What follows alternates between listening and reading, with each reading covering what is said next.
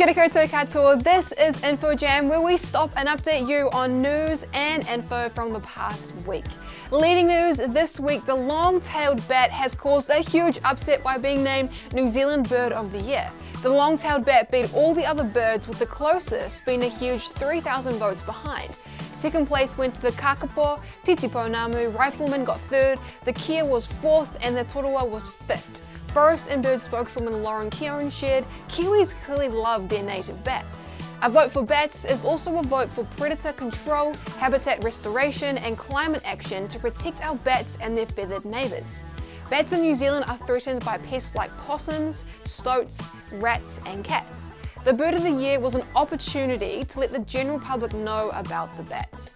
Bats are New Zealand's only native land mammals and are classed as nationally critical, as they face a lot of the same threats that our native birds do.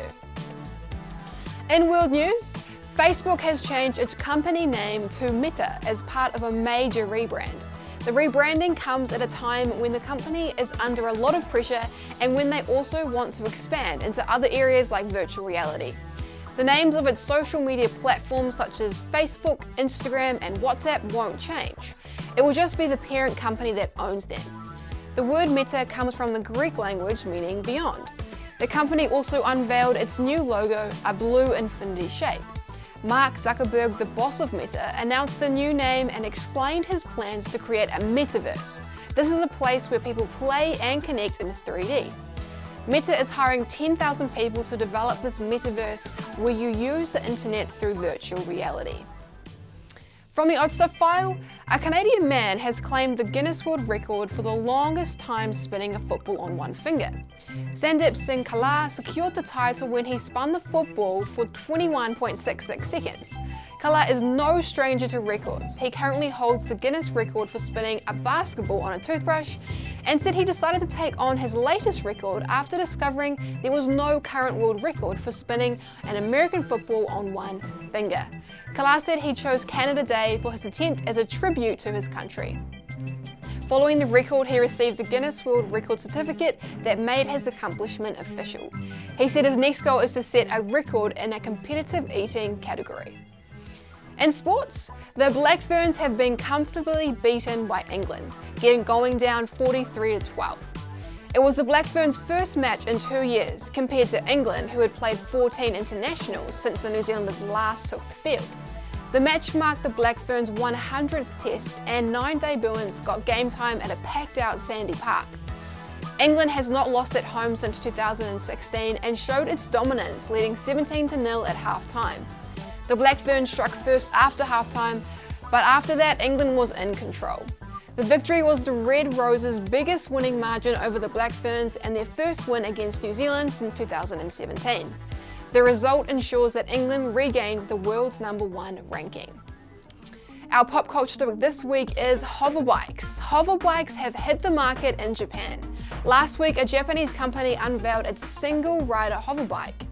As part of the unveiling, the airborne bike was shown circling a track. The limited edition hoverbike was taken for a test drive at the Fuji Speedway racing course in Oyama. Their unveiling included a video showing the airborne vehicle circling a track. The bike features a combustion engine and 4 battery-powered motors that allow it to move at speeds of up to 100 kilometers per hour. The hoverbike is available in Japan for around 900,000 New Zealand dollars. Finally, the value of the week this week is friendship. Friendship is being able to be comfortable being you around someone else. Maybe you've been in a situation where you were hanging out with your friends and they started treating you badly. Maybe they made you feel bad about the clothes you were wearing, or they were talking about you in a mean way, and this made you feel really sting. In these times, it's helpful to remember that true friends let you be you. A true friend encourages us to be ourselves. If you are not sure who are your friends, or if you feel like you don't have any friends, here are 3 questions you can ask yourself. Who do I feel comfortable to be myself around? Who encourages me? Who do I enjoy hanging out with? If the same names come up for each of those questions, I would say you could call those people friends. And a huge shout out to Papatoetoe Intermediate School in Auckland. Have an awesome day, guys. Hey, well that's it for this week's InfoJam. If you want to know more about these stories and others like them, make sure you have a look around kiwikidsnews.co.nz. And remember to tune in next week for our next Info Jam. Ka kite anō.